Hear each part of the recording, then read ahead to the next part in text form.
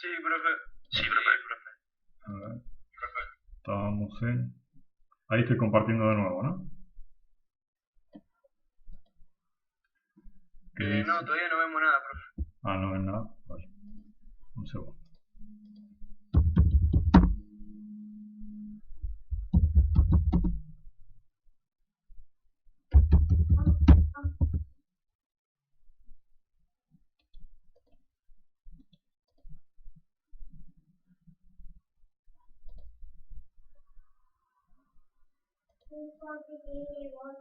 Sí, ponle vos.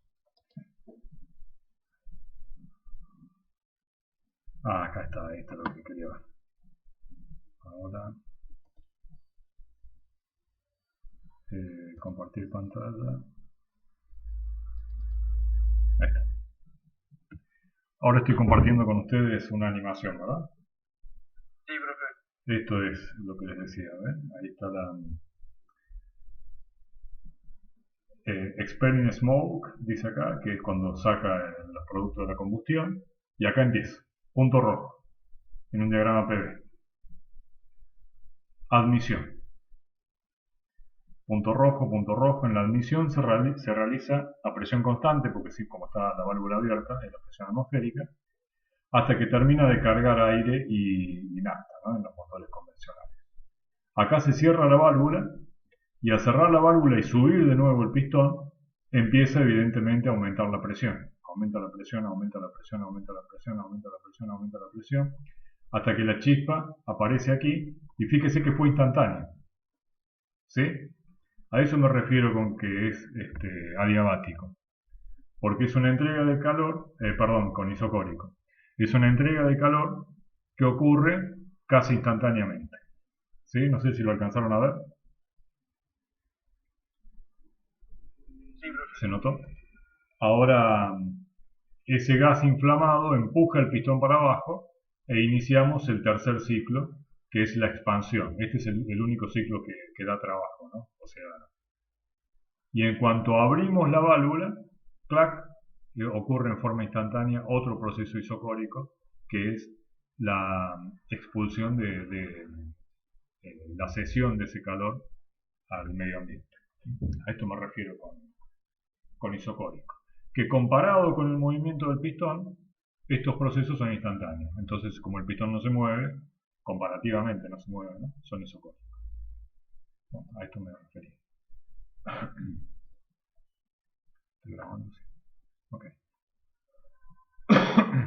Bien, volvemos entonces a la clase en PDF. Vamos a ver proceso isobárico. Ahora estoy compartiendo el PDF, ¿no? Dice proceso isobárico por ahí. Sí, profe. Vale.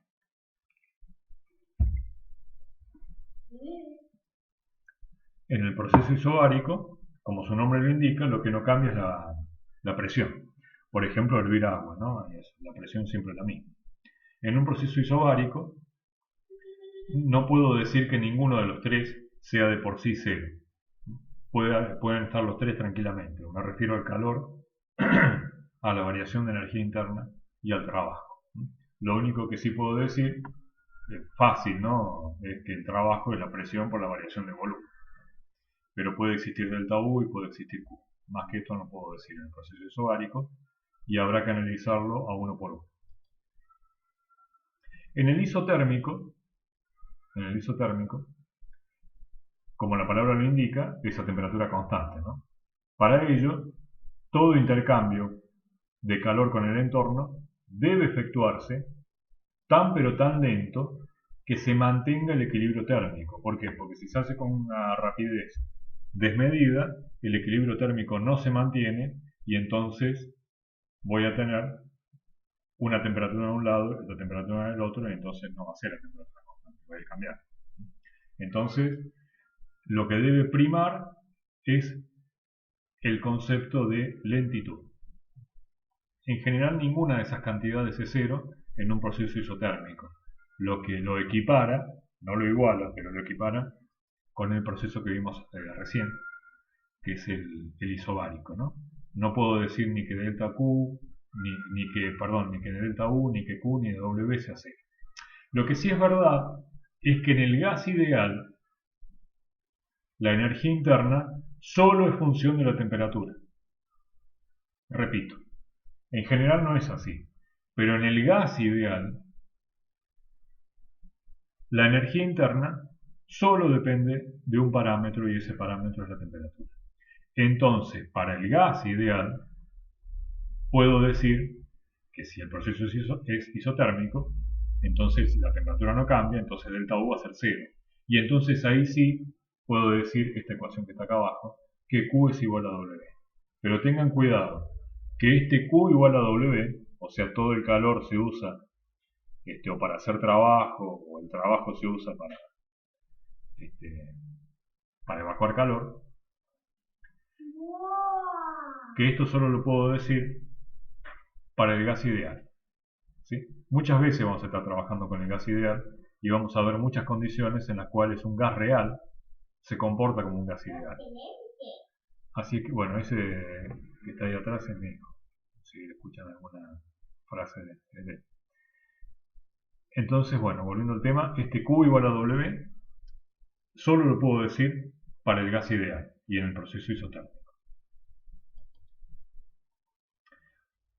Acá vamos a ver una figura, siempre en un diagrama PV, donde tenemos todos los procesos juntos. Dice, la figura muestra una gráfica PV para cada uno de estos 4 procesos con una cantidad constante de gas ideal, o sea, el número de moles no cambia. La trayectoria seguida en un proceso adiabático, o sea, el punto inicial es el A. En un proceso adiabático, voy con esta curva que está acá. En un proceso isocórico, voy con esta vertical. En un proceso isobárico, voy con esta horizontal. Y en un proceso isotérmico, voy con esta hipérbola. Veamos, vamos a analizar uno por uno de esto. ¿Por qué tiene esta pinta? Bueno, el isobárico no hace falta darle mucha vuelta. Sabemos que si esa presión constante, en el isobárico,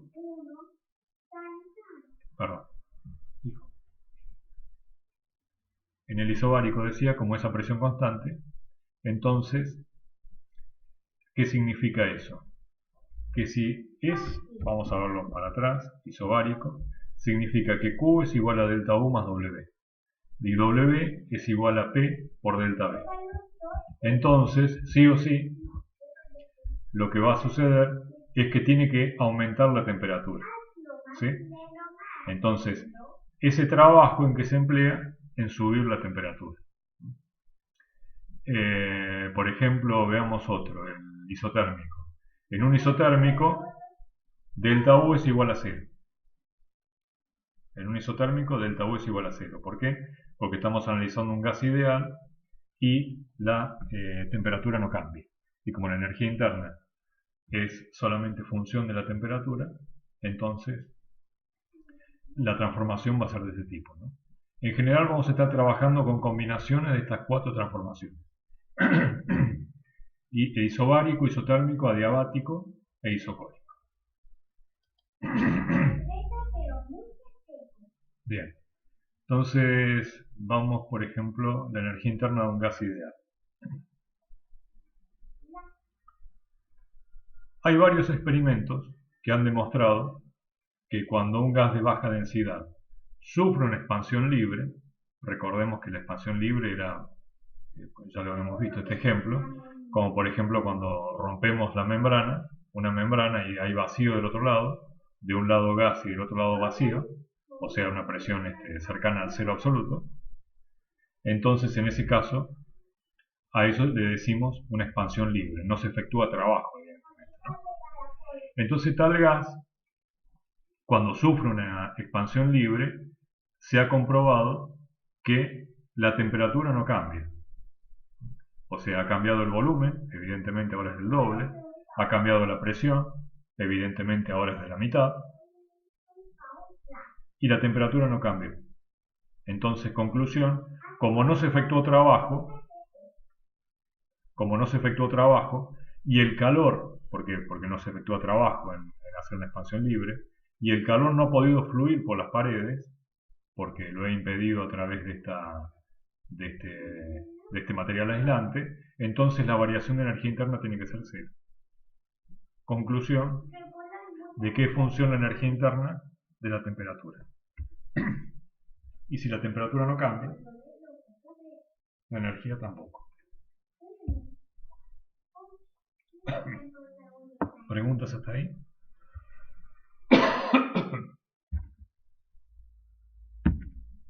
¿No? Vale. No, profe. Bien. Vamos a ver dos cuestiones que son importantes, que son la capacidad calorífica del gas ideal.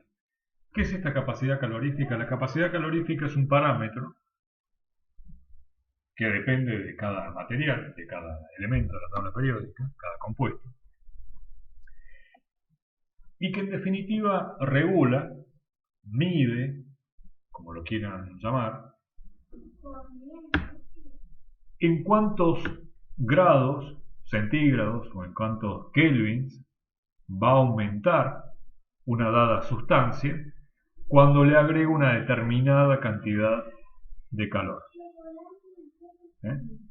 Un parámetro pequeño hará que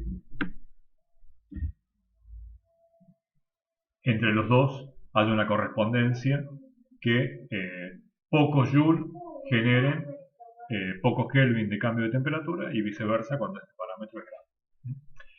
Ahora bien, este calor que yo le estoy agregando a esta n cantidad de moles de gas ideal, este calor que le estoy agregando, lo puedo agregar de dos formas posibles. O a volumen constante o a presión constante. ¿Sí?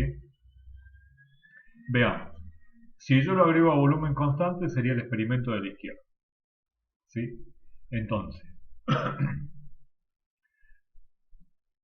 ese calor que le voy a agregar a esta cantidad de moles que no va a cambiar de volumen, por eso es un recipiente rígido, y mucho menos n tampoco va a cambiar, la cantidad de moles, la cantidad de sustancia permanece constante.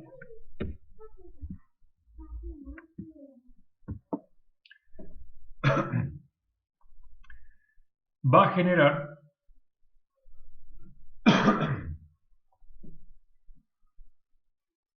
una determinada cantidad de aumento de temperatura. Es decir, yo le agrego un calor diferencial de Q y mido cuánto sube de T, cuánto sube la temperatura. Pasó de T a T más de T. Entonces, ese calor diferencial de Q que yo le agregué ha servido para que el material suba su temperatura en un diferencial de temperatura. Perdón, en un diferencial de temperatura. Esa relación que hay entre dQ y dt, que son los Joule por Kelvin, recuerden que Q insistimos en medirlo en Joule, por más que todavía aparecen calorías, como es una energía, Joule. Esos Joule por Kelvin va a depender de la cantidad de moles que tenga, pero también del material en sí. Va a dar un numerito. Ese número se llama CB, que se llama capacidad calorífica a volumen constante. Capacidad calorífica a volumen constante CB. Evidentemente, como esto es a volumen constante, acá no hay trabajo. La primera ley de la termodinámica sería Q igual a delta U más W. W no está, porque es a volumen constante. Entonces Q es igual a delta U. ¿Sí? Bien, si yo hago lo mismo a presión constante, entonces el experimento no puede ser igual, porque ahora necesito un recipiente que no sea rígido, que me permita que la presión pueda permanecer constante, pero evidentemente si yo le estoy agregando calor a algo, la presión va a querer subir, a menos que yo le permita al cuerpo, al recipiente, aumentar de volumen para que la presión se mantenga siempre igual. ¿Cuánto valdría la presión acá? Bueno, la presión acá valdría el peso que tiene este émbolo dividido el área. Esa sería la presión constante de la que estamos hablando acá. Si yo le agrego una determinada cantidad de calor diferencial de Q, entonces evidentemente va a pasar de nuevo algo parecido, en el sentido de que estos dQ, estos joules que yo le estoy agregando a este experimento, van a servir para que este cuerpo aumente su temperatura en un cierto diferencial de temperatura.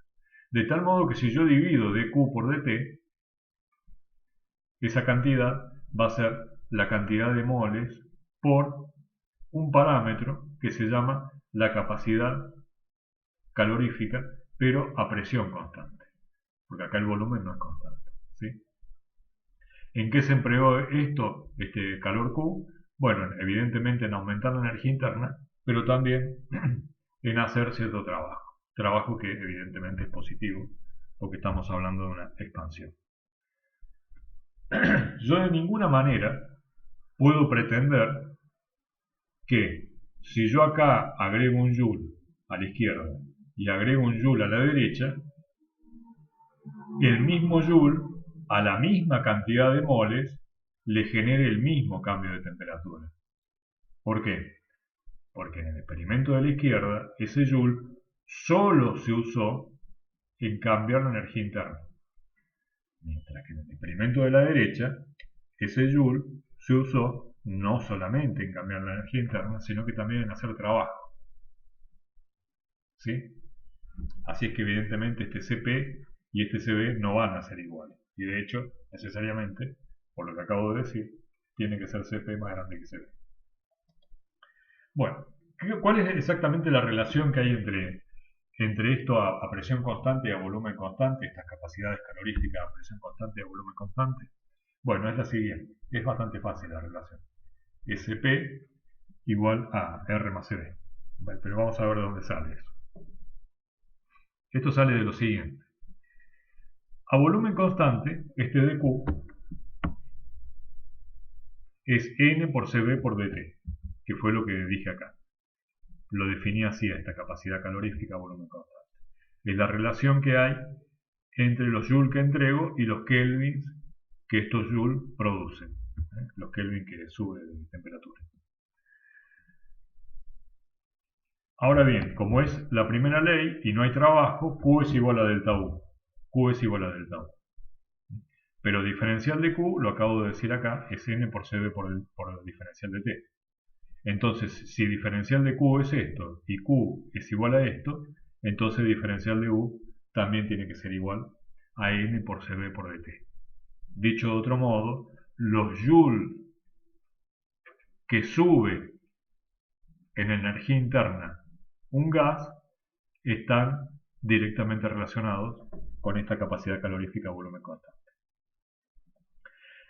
Y ahí se termina la historia para la transformación isocórica. En la transformación isobárica vimos que este dQ estaba relacionado con su propio parámetro que era Cp, que tenía que ser necesariamente mayor a Cb.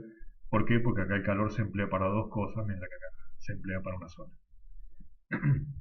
Entonces, parto de nuevo de lo mismo. dQ es igual a N por Cp por dt.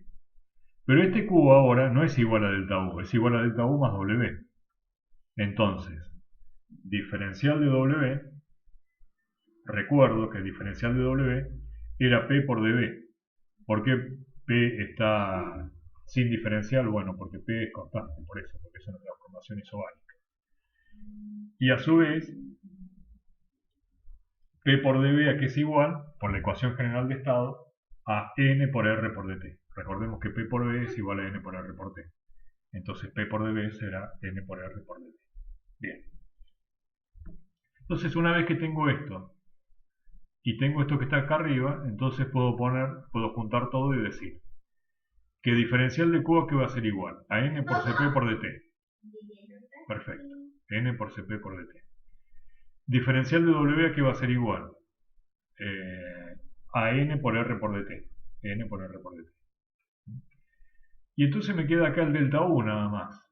Pero el delta U, como yo ya sé que la energía interna solo en función de la temperatura, puedo poner este N por Cb por dt acá adentro, y entonces si hago eso me queda dt con dt con dt que se va, N con N con N que se va. ¿Y qué me queda en definitiva?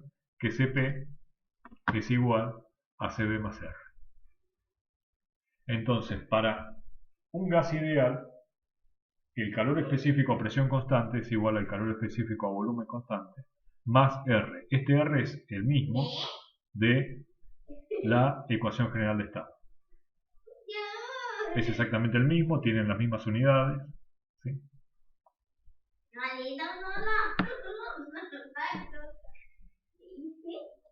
Bien, por ejemplo, acá tienen el CP y el CB. Por ejemplo, para el gas monoatómico. Helio dice 12,47. La capacidad calorífica a volumen constante. Mientras que también para el helio, siempre en la misma fila, la capacidad calorífica a presión constante es de 20,78. ¿Cuánto da de diferencia CP menos CB? Esto está medido, medido. 20,78 menos 12,47 da 8,31. ¿Y cuánto vale R? 8,314. Entonces fíjense que esta relación, que es puramente teórica, se puede corroborar con un alto grado de exactitud en la práctica, y esa exactitud empieza a perderse un poquito a medida que el gas se vuelve más complejo. Por ejemplo, en la siguiente fila, en la tercera fila, tenemos los gases diatómicos, como por ejemplo el hidrógeno, que no está solo, sino que son dos átomos de hidrógeno para formar una molécula, o el nitrógeno o el oxígeno. Entonces acá para el hidrógeno no da tan bien, pero para los demás sigue siendo Cp menos Cv, por lo menos hasta esta cifra significativa, igual al R que teníamos reportado. Y para los poliatómicos, o sea, los que tienen elementos diferentes de la tabla periódica, por ejemplo el dióxido de carbono, el dióxido de sulfuro, todas estas cosas que están acá, Cp menos Cv ya da 8,48 cuando el R vale 8,31. Entonces, no es exacto, pero aún así es bastante buena la aproximación, incluso para gases complejos como este. Conclusión, resumen de todo esto, podemos dar por buena esta ecuación Cp igual a Cv más R para un amplio grado conjunto de gases, sin importar qué tan complejo sea el gas.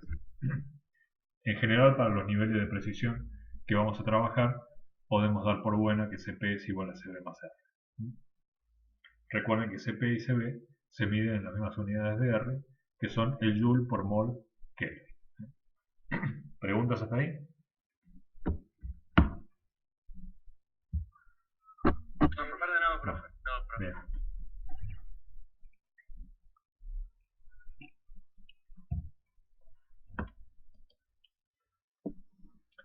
Bien. Vamos a ver ahora el proceso adiabático para el gas ideal. En un proceso adiabático vimos que Q es igual a 0 y por la primera ley la variación de energía interna tiene que ser igual, delta U igual a menos W. Delta U igual a menos W. Ahora bien, ¿por qué el proceso adiabático siempre se representa por una curva que es más empinada que la isotérmica de la que parte? Me refiero a esto. Supongamos un proceso que parte de A y termina en B. El A está a una temperatura T y el B está a otra temperatura diferente. Temperatura de A y temperatura de B. Entonces ahora concéntrense en lo siguiente. Yo sé que son muchos conceptos, pero concéntrense porque son siempre las mismas cosas. Siempre estamos girando alrededor de lo mismo. Si voy de A hasta B, ¿es una expansión o una compresión?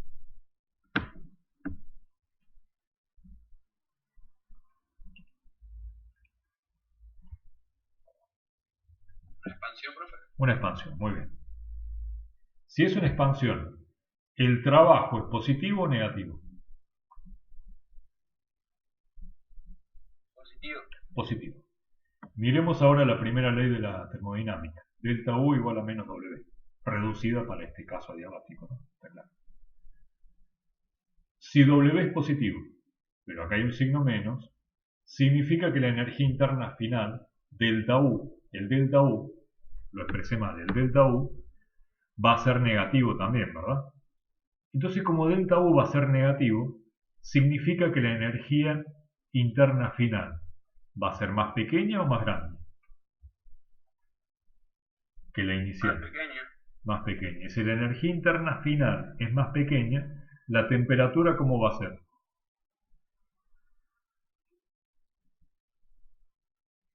¿Menor o mayor?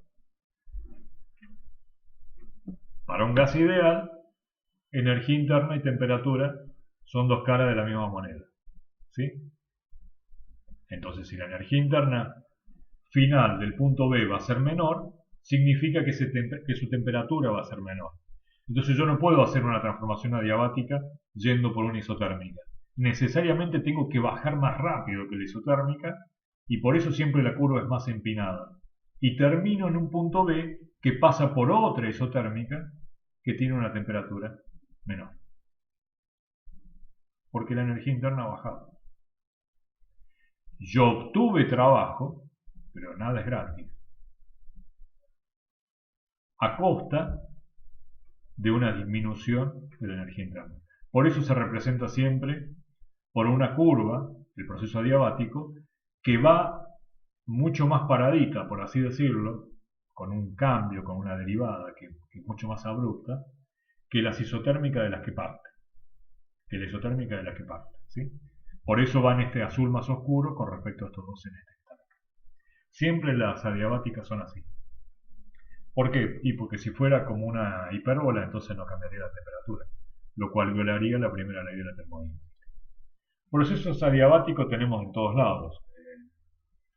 Por ejemplo, cuando vamos a una gasolinera, perdón que hay un cuadradito ahí que me está molestando, lo voy a poner de nuevo. Cuando vamos a medir la presión de un neumático y le metemos aire al neumático, sobre todo cuando está bajo el neumático y nos quedamos ahí un par de segundos, es un proceso adiabático. ¿Por qué? Bueno, porque me dirán, bueno, pero yo estuve como 5 minutos para cargar el neumático, aire en un solo neumático. Bueno, pero eso es por la propia impericia de hacerlo lento, pero el proceso en sí, de que el gas se mete por el pico y se infla, este proceso dura nada, un segundo o menos. En ese proceso no es un golpe que hace bush. Ahora es todo automatizado, ¿no? Uno pone el numerito, los PSI que querés, los pounds square inch, esos, 30, 32, 34, lo que se le cargue, bueno, y por ahí van las ruedas también, ¿no? De la bicicleta. Y entonces hace pish, y entonces en un golpe entra todo el aire, y si nosotros desenroscamos esto acá para seguir nuestro viaje, y tocamos acá con los dedos, vamos a ver que está caliente esto. El pico está caliente. ¿Por qué se calentó? Porque fue un proceso adiabático. Como le he metido trabajo, es un trabajo que es negativo o positivo. Negativo. Negativo. Y menos por menos es más. Fíjense en la ecuación esta de acá arriba. Menos por menos es más. Entonces la energía interna ha aumentado. Entonces el gas acá adentro ha aumentado de energía interna y por lo tanto ha aumentado de temperatura y por eso está caliente el pico. Cuando yo me pongo desodorante, y sobre todo cuando me pongo mucho en el verano, más que nada, en mi caso en particular, en el cual en el aerosol, si te pones un buen rato vas a ver que sobre todo porque el cuerpo es metálico, ¿no? El cuerpo del desodorante en aerosol. Es metálico de aluminio, que transmite muy bien el calor. Vamos a ver que rápidamente se enfrió. ¿Por qué? Porque de nuevo es un proceso adiabático. Vos estás haciendo un trabajo que hace el sistema contra el medio ambiente, sale gas. Ese trabajo es positivo. Más por menos, menos. Como esto es menos, significa que la energía interna ha disminuido. Y por eso es que se enfría el gas. Y realmente se llega a enfriar bastante. dependiendo de cuánto estés echándote, ¿no? Eso está claro. Bueno, procesos adiabáticos hay en todos lados, la verdad. Estos son solamente dos ejemplos.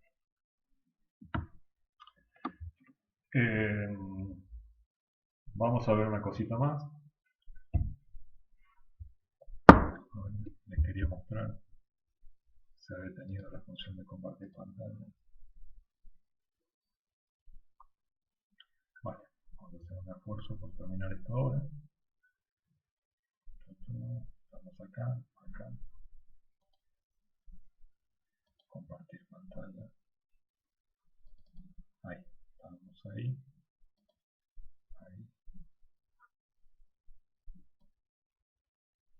Ahí está. Ok. Bueno, vamos a ver en un proceso adiabático la relación que hay entre el volumen, la temperatura y la presión. Ya vimos que dU, diferencial de energía interna, era N por CB por dt. Y ya vimos que el diferencial de trabajo, ya lo sabemos de antes, que es P por dB. Como es adiabático, directamente la izquierda es igual a la derecha, porque no hay dQ. Transferencia de calor no hay justamente porque es adiabático. Entonces va a ser dU igual a menos dW. ¿Qué es esto? Ni más ni menos que la primera ley de la termodinámica. Recordemos que dQ es dU más W. Como dQ no está, el uno es igual al otro, con signo cambiado, claro. Bueno, entonces va a ser reemplazo el dU por N por CB por dt y el diferencial de trabajo por su equivalente que es P por dB, menos P por dB. Que es una ecuación en diferencial.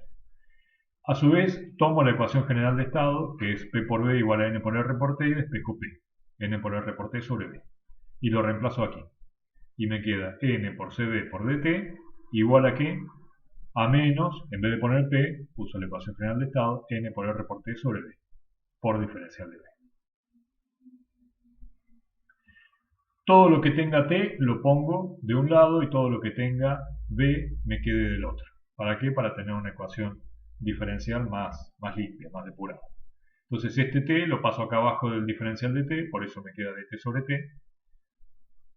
Acá limpio, clean. Y este N con este N se va, ya no importa el número de moles, se simplifica. Y este CB aparece acá abajo. Entonces paso todo para el otro lado y me queda R sobre CB por dB sobre B. Igual a cuánto? A 0, porque esto lo pasé ya para el otro lado. Vamos a obtener ahora una ecuación que va a ser muy útil, que va a relacionar B, T y presión, volumen, temperatura y presión.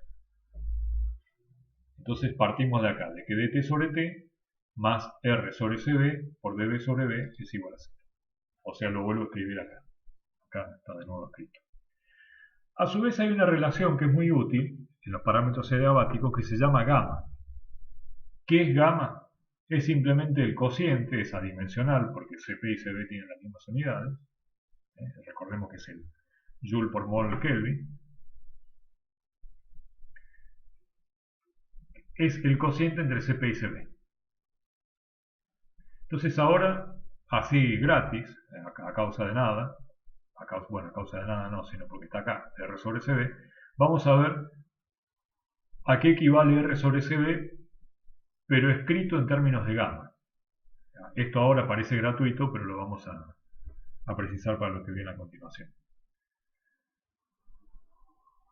R sobre CB va a ser igual a CB, lo dejo como está, pero R era CP menos CB. Recordemos que CP era R más CB, entonces R va a ser CP menos CB. CP sobre CB me aparece acá, menos CB sobre CB, se simplifica y me quedó 1. CP sobre CB que era lo que yo ya llamé gamma. Entonces R sobre CB aquí es igual a gamma menos 1. Entonces la ecuación que obtuvimos en la página anterior la podemos escribir como dt sobre T más, paréntesis, gamma menos 1 por dB sobre B. ¿Igual a cuánto? A 0. Entonces ahora esto se pone interesante por lo siguiente. Porque si yo resuelvo esto, o sea, aplico integral a todo esto, la integral a esto y a esto, la integral al 0 evidentemente la constante, la integral al diferencial de t sobre t es el logaritmo natural de t, la integral al gamma menos 1, que es una constante, sale de la integral, me queda la integral de db sobre b, que es el logaritmo natural de b, igual a la integral de 0, que es la constante.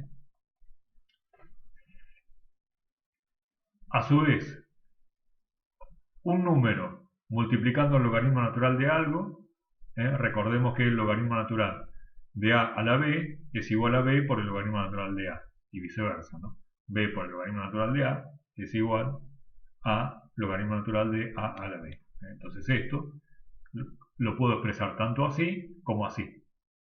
Subir de nuevo el exponente como está acá, gamma menos 1. Y me queda logaritmo natural de t más logaritmo natural de b a la gamma menos 1. Recordemos otra regla de los logaritmos, que es que el logaritmo de un producto es la suma de los logaritmos.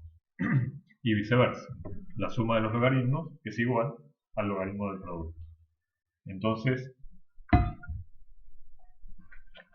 esto que está acá en dos términos lo puedo poner en uno solo.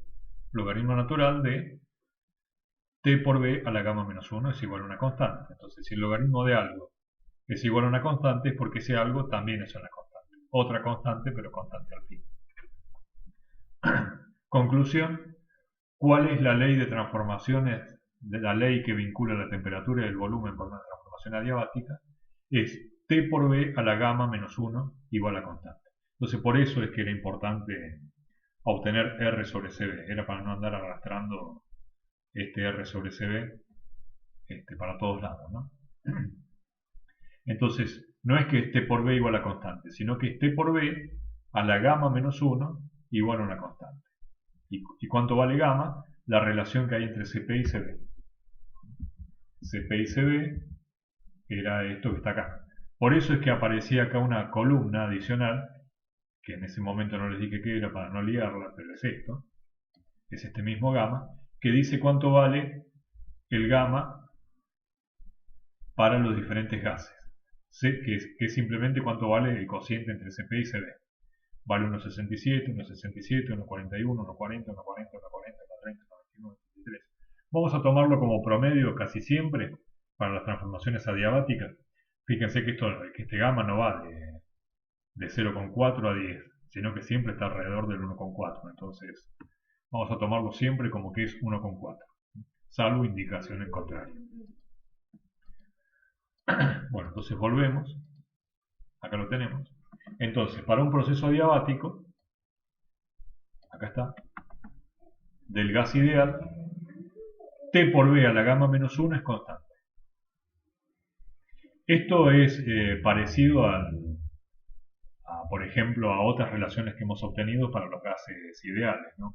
Por ejemplo, la ley esta de Boyle-Mariotte, que decía que P por B es constante, ¿no? A temperatura constante. Bueno, esto es T por B a la gamma menos 1 es constante.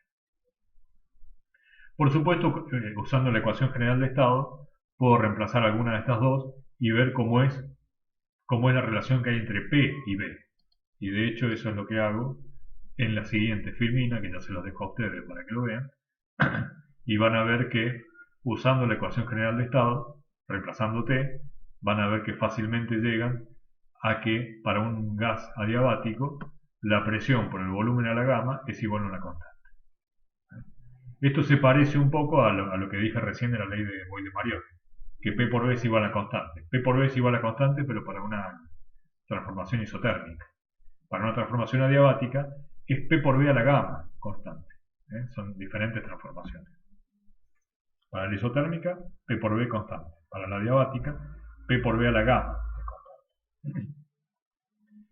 Bien, y acá también está puesto de manifiesto el hecho de la bajada esta y subida mucho más rápida de las transformaciones adiabáticas con respecto a las isotérmicas, ¿no?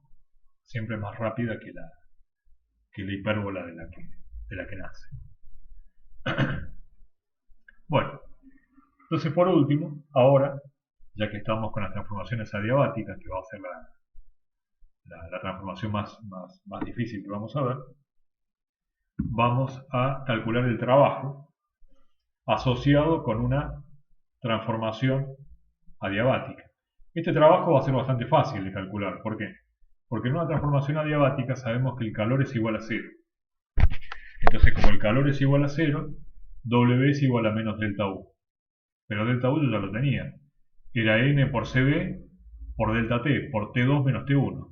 Pero como W es menos delta U, entonces en vez de ser T2 menos T1, meto el signo menos acá y me queda T1 menos T2. ¿Cuánto vale el trabajo para una transformación adiabática? El número de moles por el calor específico a volumen constante por T1 menos T2. Esto de que sea T1 menos T2 en vez de T2 menos T1 es consecuencia de la primera ley de la termodinámica, de que aparece acá un signo menos, ¿no? Por supuesto, puedo usar de nuevo la ecuación general de estado para obtener otras relaciones, pero que calculan el mismo trabajo. Si yo no tengo las temperaturas, pero tengo la presión y los volúmenes, bueno, empleo esto que está acá y me dice P1 por B1 menos P2 por B2 por 1 sobre gamma menos 1. Eso también va a ser el trabajo. Este trabajo y este trabajo son exactamente el mismo trabajo, ¿no? Usar una ecuación u otra dependerá de qué parámetros conozco en el problema en cuestión que estoy analizando. ¿Sí? ¿Preguntas hasta acá? ¿Cómo van hasta ahí? Todo bien, profe. Bueno, vamos a terminar rápido en este minutito que nos queda, analizando un proceso adiabático, en este caso la compresión de un motor diésel. En la compresión de un motor diésel, las presiones que se alcanzan son mayores, ¿no? Porque de hecho un motor diésel no precisa bujía de chispa eléctrica para hacer la ignición, ¿no? Sino que simplemente hay un inyector de combustible diésel que rocía acá ese combustible más pesado que es el gasoil, y esta compresión del pistón elevó tanto la temperatura que apenas pongo yo ahí este combustible pesado, directamente ocurre la ignición. Acá en este ejemplo dice 15:1, pero en general los motores diésel tienen una compresión mayor, ¿no? Los Otto comprimen. ¿Qué significa esta relación de compresión?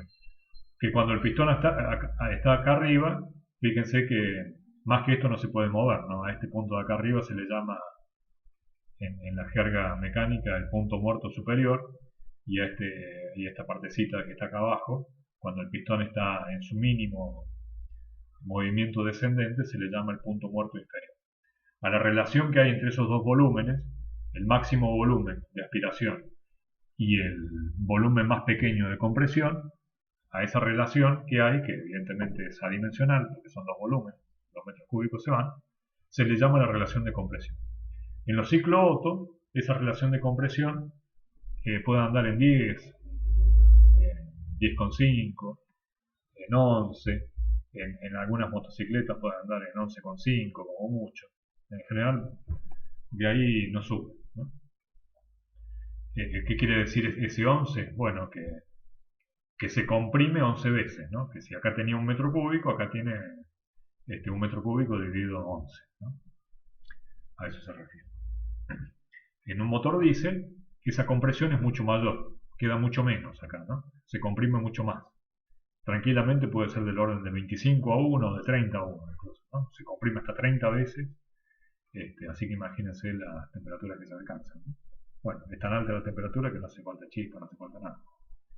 Y justamente por ese motivo los motores diésel son más pesados de armar y más pesados de montar también. Porque como se alcanzan mayores presiones, ya les digo que es el doble o el triple a veces, entonces necesitas materiales más robustos. Entonces necesitas mayor cantidad de material, más grueso, ¿no? Para soportar esas presiones que son mucho más grandes, ¿no? Por eso, a igualdad de potencia, siempre un motor diésel es más pesado.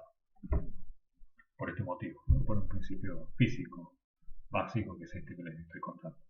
Bueno, no me quiero ir mucho por las ramas. Simplemente para que vean cómo se usa el cálculo de las transformaciones adiabáticas, ¿no? Como esto se hace tan rápido que no le di tiempo al sistema de evacuar el calor, entonces la pregunta es, ¿cuánto va a valer la temperatura para este motor diésel que tiene una relación de compresión de 1 a 15? Si está tomando aire a temperatura ambiente. 27 grados centígrados. Entonces tomo la ecuación de recién, la que me vincula la temperatura con los volúmenes, que es esta, T1 por V1 a la gamma menos 1 igual a T2 por V2 a la gamma menos 1. O sea, T1 por V1 igual a T2 por V2, los volúmenes tienen pegado el gamma menos 1 este. La relación de compresión la conozco, es de 15 a 1, 15. Tomo el gamma típico, 1,4. 1,4 ¿con qué unidades? Ninguna. El gamma no tiene unidades, porque es una relación entre el CB y el R, eso que ya vimos. Entre CP y CB, perdón. Entonces me queda 1,4 menos 1, 0,4. 15 a la 0,4 me queda por la temperatura inicial, que es 300 Kelvin. Entonces, a causa de esta compresión, ¿a cuánto quedó el aire acá de temperatura? A 886 Kelvin, 613 Kelvin. Vamos a hacer una cuenta rápida. Díganme cuánto es 30 a la 0,4 multiplicado por 300.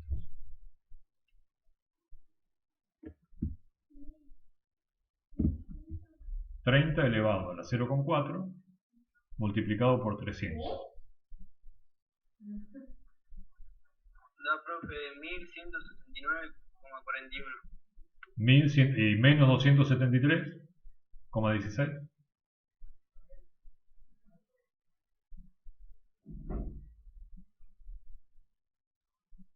$896,25. Claro, son 900 grados centígrados. 900. Eso explica por qué no hace falta un mecanismo adicional para hacer la ignición en cuanto se rocía acá ese combustible pesado que es el gasoil, ¿no? Se encuentra con gas, en este caso aire, que está entre 600 y 900 grados, dependiendo de la compresión que tenga, ¿no? Los motores de coche, dicen, camioneta, están más cerca del 30 que del 15, ¿eh? Tiene una relación de compresión muy alta, ¿no? Realmente.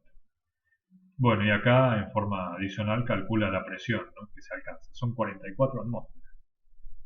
Un motor Otto alcanza unas presiones mucho más bajas, por eso el motor Otto es más liviano.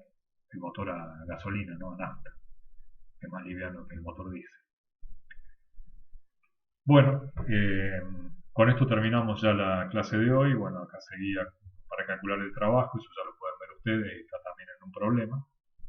Para la clase que viene ya vamos a empezar directamente con máquinas térmicas, ¿sí? ¿Tienen alguna pregunta, algo que me quieran decir?